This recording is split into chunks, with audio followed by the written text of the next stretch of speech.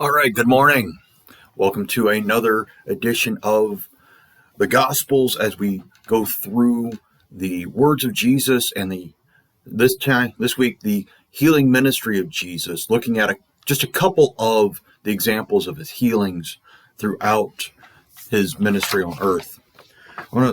I've been told I just kind of skip over the background. I give a little bit of my own, but this one is one where I think we definitely need to take a moment to look through it. So if we look at the first page there on the background, Jesus' preaching and miracles served four purposes. Number one, they fulfilled Scripture's prophecy, and we'll look at the passages from Isaiah in a moment. Two, they demonstrated that he was the Messiah. Three, they brought people to faith in him. And four, they demonstrated God's outpouring of compassion and love for his people. There was no set pattern or formula in Jesus' healing ministry. He frequently healed with a touch, a word, or an object. Sometimes a person had faith in Jesus, sometimes not. The only common factors were Jesus' power over sickness and death, and that his Father's will was done. Jesus' healing miracles are reminders of the restoration he brings to his fallen creatures. Just as a lame person could walk, the blind could see, and the deaf hear, at Jesus' return, all the ailments that afflict our bodies will be instantly healed, and we will live before him in perfect health in our resurrected bodies. So this is what the healing ministry is all about. It is that moment of showing God breaking into his creation to bring about the way things are supposed to be. There's not supposed to be illness. There's not supposed to be lameness. There's not supposed to be blindness. All of these are brought out by sin. What Jesus does in his healings is start to bring things back together the way that he and the Father and the Holy Spirit had created things to be. So we have here today a man being healed from leprosy, a centurion servant on the point of death being healed, and then the widow of Nain's son being raised from the dead. So we've got these three miracles that they look at in this. But the miracles here, especially the healings, bring about the the fulfillment of prophecy, especially from the prophet Isaiah. In chapter 35, he says, "Then the eyes of the blind shall be opened, and the ears of the deaf unstopped. Then shall the lame man leap like a deer, and the tongue of the mute sing for joy. For waters break forth in the wilderness and stream in the desert. The burning sand shall become a pool, and the thirsty ground springs of water. And a haunt of jackals where they lie down, the grass will become reeds and rushes." So we have the healing ministry being part of this replenishing of the earth, this restoration to the way things were meant to be, even to the point of nature having its healing as well. And then in chapter 61, a passage we are more familiar with, as this is a passage that Jesus actually preaches on in the synagogue in Nazareth. "The Spirit of the Lord God is upon me, because the Lord has anointed me to bring good news to the poor. He has sent me to bind up the brokenhearted, to proclaim liberty to the captives, and the opening of the prison to those who are bound, to proclaim the year of the Lord's favor and the day of the vengeance of our God, to comfort all who mourn, to grant to those who mourn in Zion, to give them a beautiful headdress instead of ashes, the oil of gladness instead of mourning, the garment of praise instead of a faint spirit, that they may be called oaks of righteousness, the planting of the Lord, that he may be glorified. They shall build up the ancient ruins. They shall raise up the former devastations. They shall repair the ruined cities, the devastations of many generations." So again, this idea, this year of the Lord's favor, this time that God is showing forth his favor in the midst of a sinful world, is this idea once again of this restoration, this rebuilding, this going back to the way that things were meant to be. So as we get into this idea of the healing ministry, are there any questions or comments right now?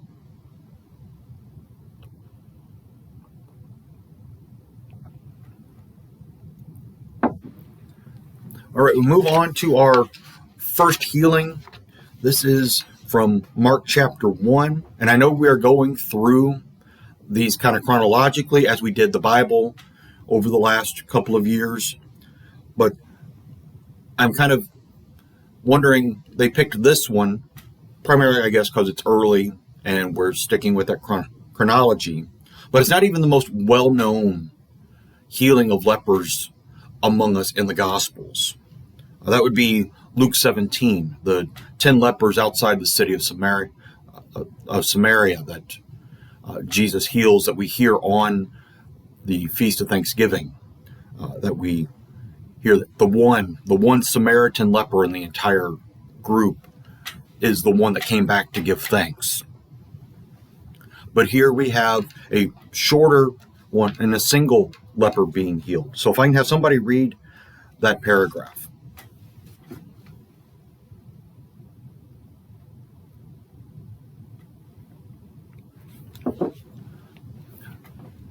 All right, I want to first start out by noting the prayer that the leper brings up. That, if you will, you can make me clean. The leper has no doubt that Jesus can cleanse him, but it's up to his will. It's up to him deciding if he wants to or not, because Jesus will go on to say there were many lepers in Israel, but only Naaman was healed by Elisha, the Naaman, the Syrian commander of the armies. So he brings out this idea that not everybody gets healed. Not everyone gets this great miracle. So the leper is understanding this. So let's look at the first question here. First of all, this is one of those that is recorded in all three of the synoptic gospels in Luke 5 and Matthew 8. But it wants us to look, first of all, what does the law require of people with leprosy?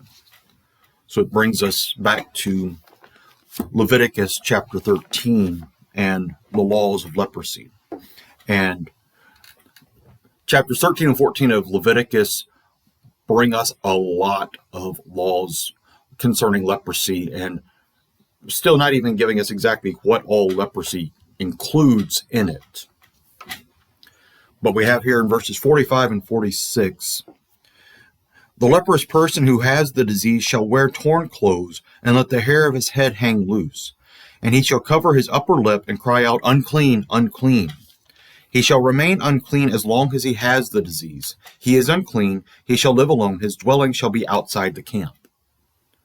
So what is it that the law requires of lepers who have the disease?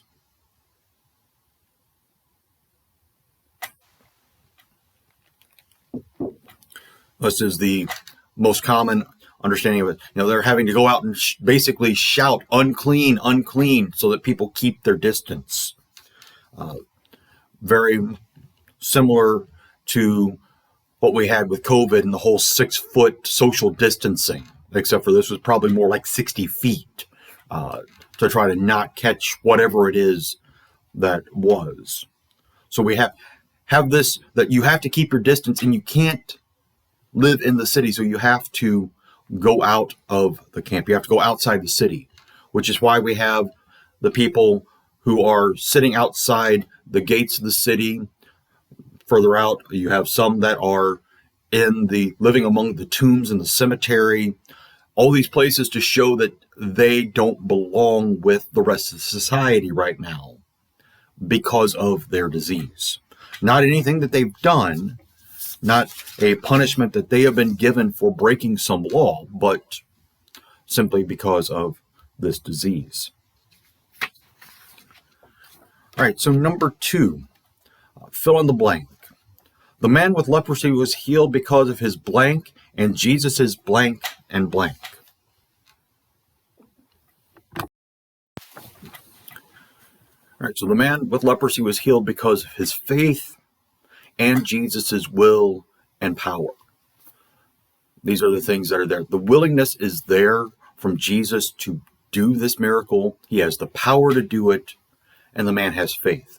We saw back in the background to it that There are some who have faith that receive his healing. There are some who do not have faith that receive his healing, or that we don't know if they believe, because like when we get to the centurion's servant, he's not even there. So we don't know anything about him.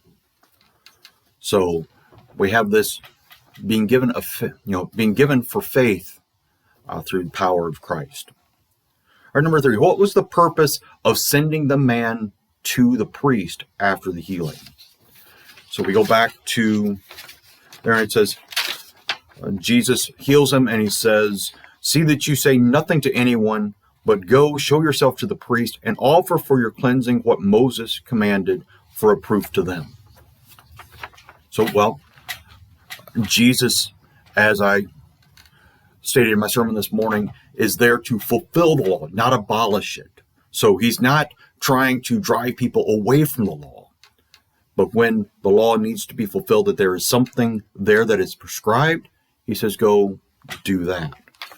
So what is this prescription? We look over into Leviticus 14 for this.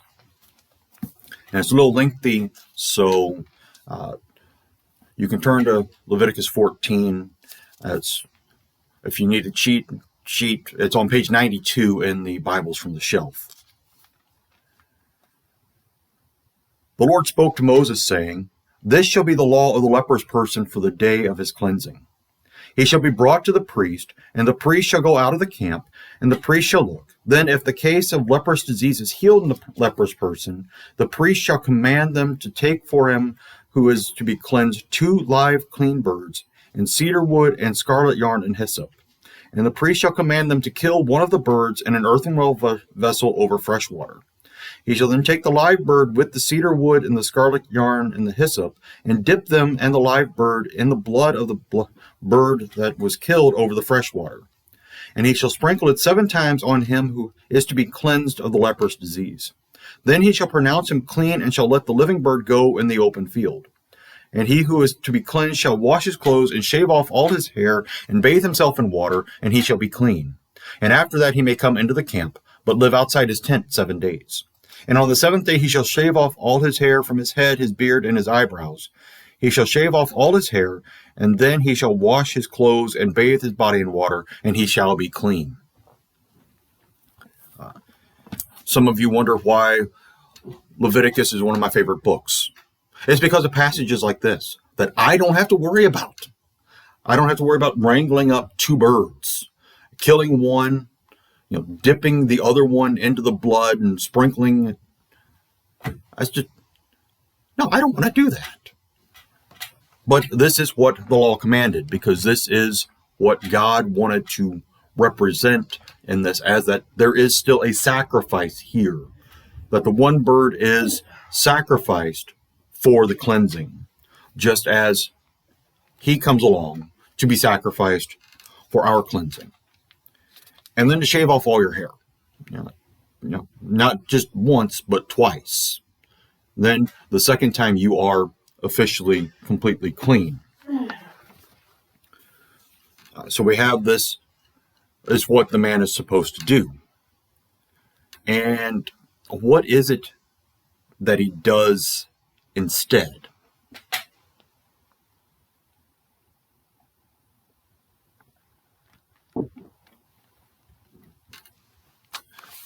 Boy, at the top of the page, he began to talk freely about it and to spread the news so that Jesus could no longer openly enter a town. His fame had gotten so great that Jesus could not walk into a town without being mobbed, without people bringing forward all of their sick and dying and the people afflicted with different disabilities and ailments. He just couldn't enter a town anymore by himself. So question 4 asks that with the man skipping over Jesus' command, do you think God is angry with him because instead of going to the priest and taking care of the things in that one-on-one setting with the priest, is God angry with him because he went out and just started telling everybody?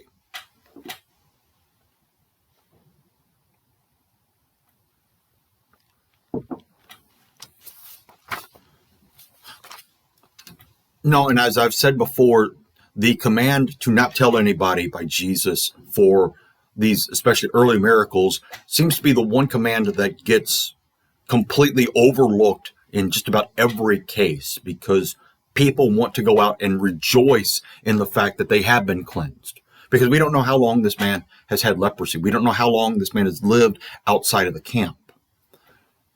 So he's excited to be able to go back. So he wants to share that joy with people.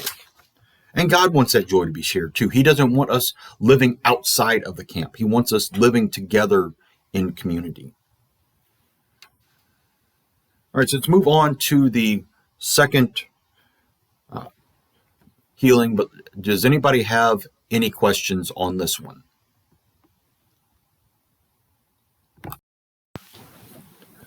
All right, so before we get into the centurion's son or servant, the most obvious question, and one I've wrestled with for years, is why does Jesus tell people not to tell anybody? And, they go off blabbing. In this case, as well as the 12-year-old girl who died and several others, it's going to be a very public thing eventually that he is healed. I mean, like I said, we have to cry out unclean, unclean, and we have to do all this ritual in order to show ourselves to be clean. Just like the parents of the girl had already announced the death, so the professional mourners were outside weeping and wailing. So it's going to be a public thing that people are going to see that this is done. So it's one where I guess, if it's given a week early, the announcement and all this, God is still being praised.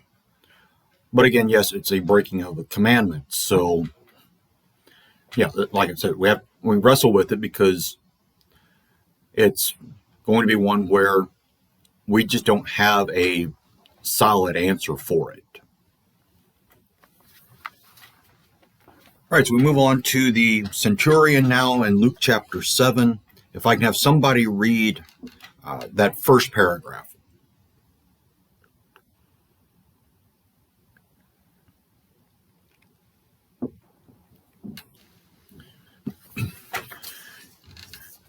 All right, so we get to the idea of this centurion who was in Capernaum. Now, centurions were professional Roman soldiers. They weren't the ones that were kind of drafted in or brought in. These are the guys who actually wanted to be there. And they commanded typically a cohort of 100 men, therefore title centurion. Sometimes they were politically appointed over which one that they had, but more frequently they were promoted from the field and recognized for their leadership, bravery, and skill. The highest ranking centurions were given charge over the front lines of the battle. So you had those, and then once in a while you had centurions promoted in civil government as well. So now we have this Roman centurion. So question 6 asks, why would this man send Jewish elders who were normally antagonistic toward Jesus? Why is he sending his message through them?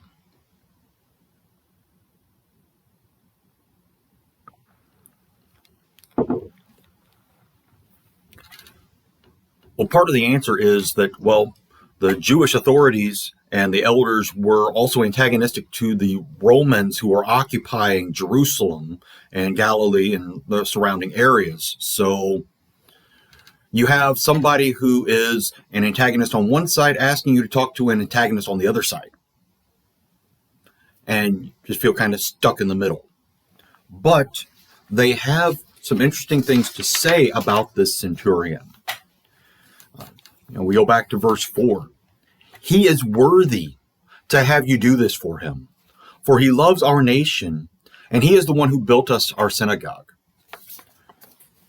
Now we have this Roman pagan, more likely, who has brought about the building of the synagogue. So there may be some proselyting going on there, that he is converted over to the Jewish faith. This we don't know. We simply know that he has at least heard of Jesus, knows that Jesus is around Capernaum for the most part, and seeks to have the Jewish people ask the Jewish rabbi to come and heal the servant. Because maybe not, being asked by a Roman, a non-Jew, because there are the antagonisms between the Jews and the Romans.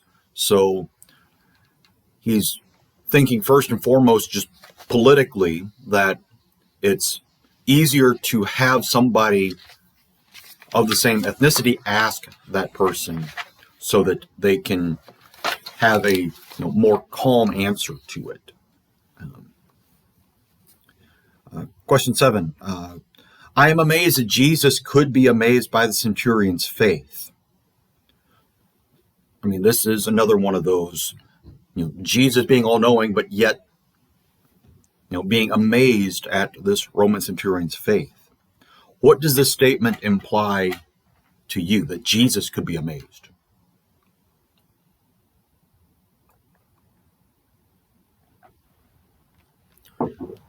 Well, it's when he says not for himself, but for the Jewish elders who have come to him.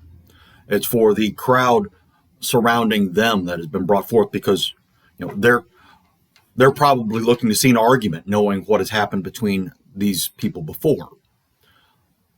But he's not saying necessarily that he's shocked, but the fact that faith could come from someone outside of Israel.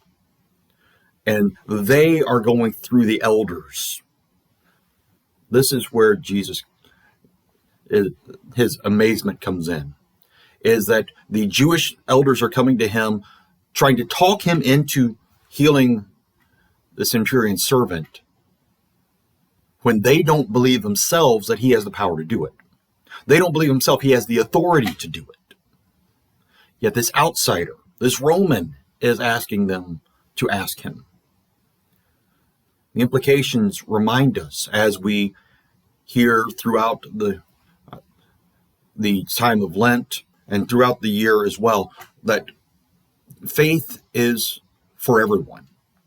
There is no one, there is no ethnicity, there is no nation that is said, no, you absolutely cannot come to faith in Jesus. Everyone has been called to faith. Everyone hears that call. All right, so now we move to that second paragraph in there, the couple of verses that are added on in Matthew chapter 8. So if somebody read that section for Matthew 8, 11 through 13.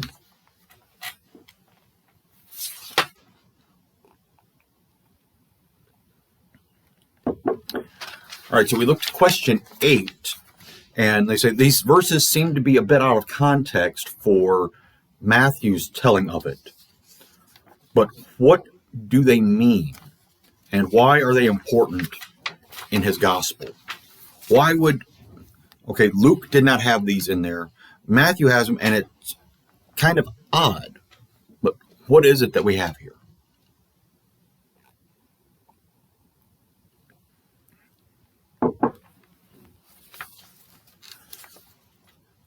Well, it's a reminder that, again, it's a Roman centurion asking the Jewish elders who don't like Jesus to come to Jesus to ask for this healing. And so he brings this about to show that faith comes for everyone. So he says, many will come from east and west and recline with Abraham, Isaac, and Jacob in the kingdom of heaven, while the sons of the kingdom, the Jews by birth, the ones who had received the promises and had descended physically from Abraham and Isaac and Jacob through the 12 tribes, they will be thrown into outer darkness. In that place, there will be weeping and gnashing of teeth. And then Jesus says to the centurion, let it be done for you as you have believed. And the servant was healed at that very moment. This takes us back to Ash Wednesday and the corporate confession And the question, do you believe that the forgiveness I give is not my forgiveness, but it is God's forgiveness? You answer yes, and then I say, let it be done for you as you have believed, taking it right out of this verse. We have it again when we get to corporate confession once again on Monday, Thursday. So this is the fact that there is faith. And now it's not the servant's faith that this is done for. It's the centurion's faith. And his talking about the faithfulness of the servant to the centurion.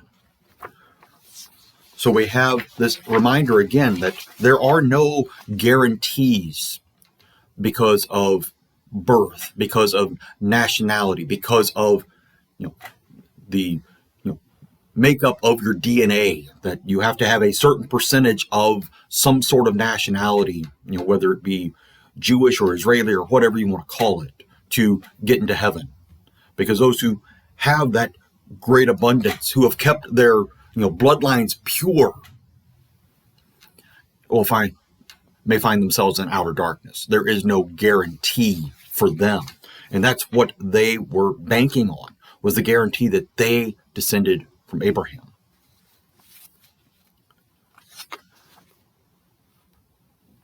All right, so let's move into our last healing, Luke chapter 7, picking really right up immediately off of this, talking with the centurion. We have the raising of the widow's son in Nain. So if I can have somebody read that paragraph.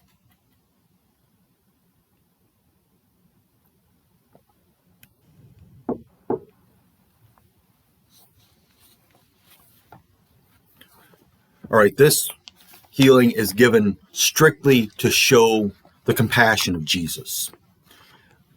We have a broken and needy woman, a widow who is off to bury her only son. That is like the ultimate low in Jewish society. The widow who has absolutely no one to take care of her. And yet we have here also the showing of Jesus' power over life and death, which is also prophesied by Isaiah as they remind us in chapter 26. Your dead shall live, their bodies shall rise. You who dwell in the dust, awake and sing for joy. For your dew is a dew of light, and the earth will give birth to the dead. Even Isaiah is talking about the great resurrection. Not only the resurrection that happens for the widow of Nain, the resurrection that happens with Lazarus, or any of the other resurrections that happen in the scriptures, but ultimately about the great resurrection on the last day, where everyone will be raised. The bodies will rise and live again. So we have this, again, God breaking in to his broken and fallen creation to restore a bit of it back again. So we have question 10. What are the elements of the tragedy in this account? Well, we've kind of done that with the fact that this is a widow whose only son has died. So we look back to what it means to care for the widows and orphans back in Deuteronomy 24. So again, if you would like to turn there, it's page 166 in the Bible, picking up in verse 19. When you reap your harvest in your field and forget a sheaf in the field, you shall not go back to get it. It shall be for the sojourner, the fatherless, and the widow, that the Lord your God may bless you in all the work of your hands. When you beat your olive trees, you shall not go over them again. It shall be for the sojourner, the fatherless, and the widow. When you gather the grapes of your vineyard, you shall not strip it afterwards. It shall be for the sojourner, the fatherless, and the widow. You shall remember that you were a slave in the land of Egypt. Therefore I command you to do this. This brings us right into the story of Ruth. This is why Ruth is in the field of Boaz gleaning. The harvesters have already gone through, and it is the widows, it is the poor that are going through and picking up what's left over as a provision for them. And we even have Boaz telling his harvesters, especially the ones that are right in front of Ruth, drop a few extra. Just make sure she has plenty. So this is one of those where we are taking care of those who don't have the means to take care of themselves. We also move over to the next page, chapter 26 of Deuteronomy, verses 12 and 13. When you have finished paying all the tithe of your produce in the third year, which is the year of tithing, giving to the Levite, the sojourner, the fatherless, and the widow, so that they may eat within your towns and be filled, then you shall say before the Lord your God, I have removed the sacred portion out of my house, and moreover I have given it to the Levite, the sojourner, the fatherless, and the widow, according to all your commandment that you have commanded me. I have not transgressed any of your commandments, nor have I forgotten them. This idea of the tithing given to not only the sojourner and the fatherless and the widows, but the Levites as well, because that is where they received their sustenance. That's where they received their food, was from the offerings that were given at the altar. Is they didn't have fields that they could go and cultivate themselves. They didn't have cattle of their own. They had what was given to them, supplied to them by God's people. We also have in here a note of the crucifixion, as we will see this coming Wednesday, as we end the Passion reading with the crucifixion, particularly the third word of Jesus from the cross as he looks down and sees his mother there. Very similar situation, most commentators believe, with the widow of Nain that we have been talking about. So chapter 19 of John, verses 26 and 27. When Jesus saw his mother and the disciple whom he loved standing nearby, he said to his mother, Woman, behold your son. Then he said to the disciple, Behold your mother. And from that hour the disciple took her to his own home. Here we have Jesus giving Mary into the care of John as the duty of a firstborn son, especially in a case where there is not anyone else to take care of her, which then brings about all the questions as to the family situation of Jesus and brothers and sisters, which we do not have time to get into today as we are getting close to the end of our time for the recording.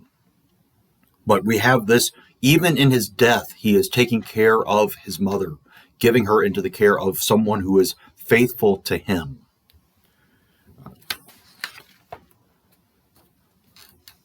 So as you look at the last two questions on the back of the packet, in the context of these three healings and your own experience, what is the role of faith in healing?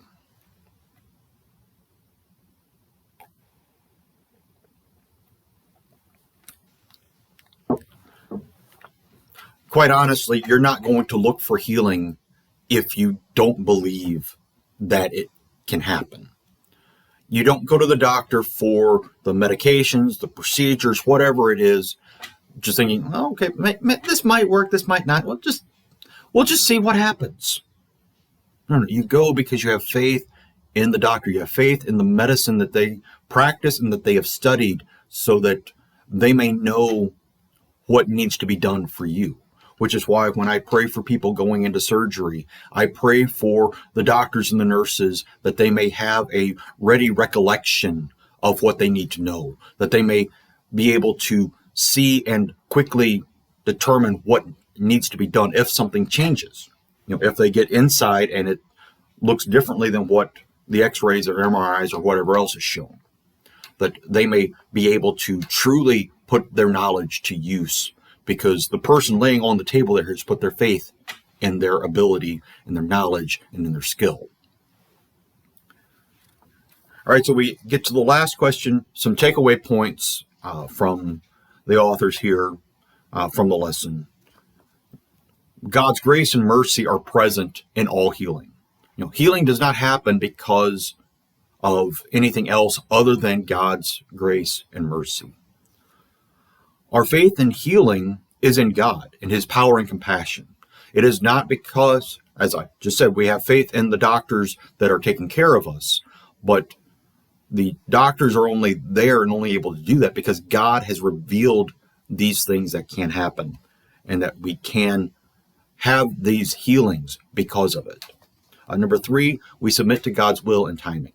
That as we have with the leper, if you will, you can make me clean. 4th, God's grace is not dependent on our faith. We can doubt. We can have serious reservations about things, and yet God may still heal us. Not because it's us, but because it's him. It's his grace. It's his mercy. It's not about us and how we look at it. It's how he desires to deal with it. And then 5, now there is a spiritual danger when we think healing is dependent on our faith or another's faith. It is not that faith makes the healing, but the healing is truly helped by the faith, because it's the faith that causes us to ask for the healing in the first place. It's the faith that God does care for us, that God does love us, that God wants us to have that abundant life that Jesus says he came to give. This is why we ask for healing. This is why we have the prayers for the long list of people battling cancer and the other different things. This is why we ask for the protection of those in the armed forces and in law enforcement. This is why we have all of our prayers. It's because of faith in the God who answers prayers. Those prayers also are in the cries for healing. Whether it is the leper saying, if you will, you can make me clean. If it is the centurion saying, I have this servant that I deeply love and cherish because he is so faithful to me. Or it's the mother of the son on the funeral bier being carried out to the cemetery, not even being able to verbally say anything, but the sorrow there is its own plea, its own prayer. And that's all because of faith, knowing that there is a God who will take care of us. All right, that's it for this lesson. If there are any final questions or comments, let Renee or the elder know so that I can get them back and we can look at them next week. But until then, may God's rich blessings be upon you as we close with the Lord's Prayer.